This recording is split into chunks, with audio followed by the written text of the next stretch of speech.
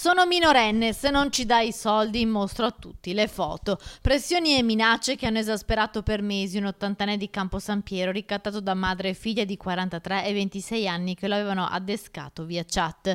La storia inizia nell'estate del 2018. L'anziano, contattato via SMS dalle due donne, comincia una sorta di relazione virtuale, molti messaggi sempre più espliciti del contenuto sempre più hard e poi foto provocanti mandate dalla ragazza all'uomo e viceversa, materiale che è stato poi utilizzato per il ricatto a luci rosse. Le due donne infatti hanno cominciato a chiedere soldi all'anziano, che in 2 occasioni ha ceduto inviando loro 150 euro ciascuna sotto forma di ricarica su carte prepagate. Le richieste però si sono fatte sempre più pressanti, tanto che l'ottantenne prima ha tentato di troncare, ma la giovane, spacciandosi per minorenne, ha minacciato di denunciarlo. A quel punto l'anziano si è rivolto ai carabinieri, che hanno individuato madre e figlia e smascherato la truffa. Le due donne sono state denunciate per estorsione.